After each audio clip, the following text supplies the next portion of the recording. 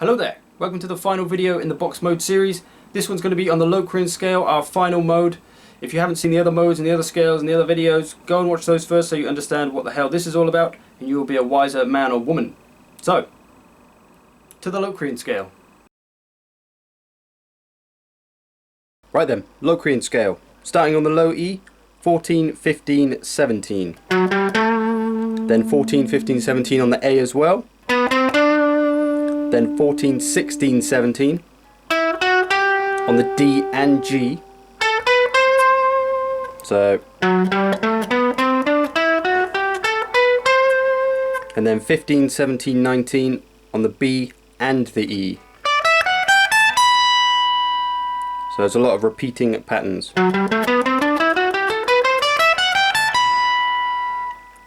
14, 15, 17, 14, 15, 17, 14, 16, 17, 14, 16, 17, 15, 17, 19, 15, 17, 19. There is your Locrian scale.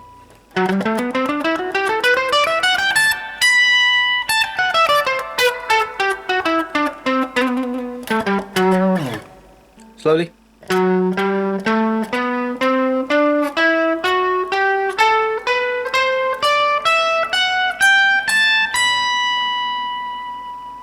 And of course that follows all the other scales, starting with Ionian, Dorian, Phrygian,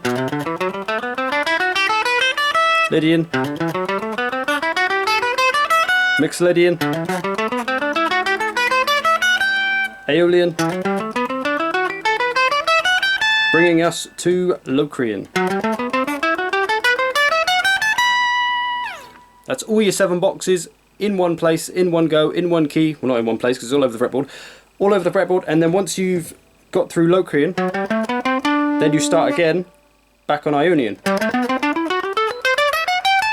And the same down here, if you've got your Ionian starting there, your Locrian starts just before.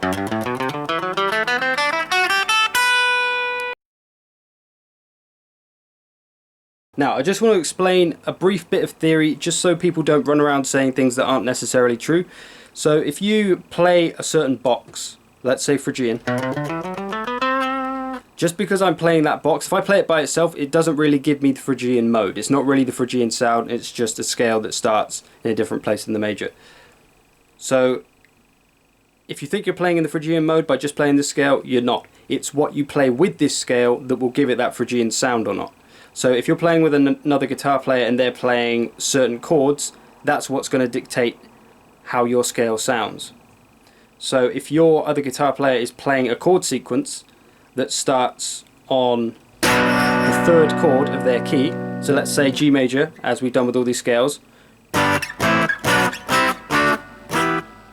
all the chords we could use if we were using simple major or minors. So if he started on the 3rd chord, which would be the Phrygian chord, much like it's the 3rd scale, we'd have to use the 3rd chord and base the chord progression around this chord.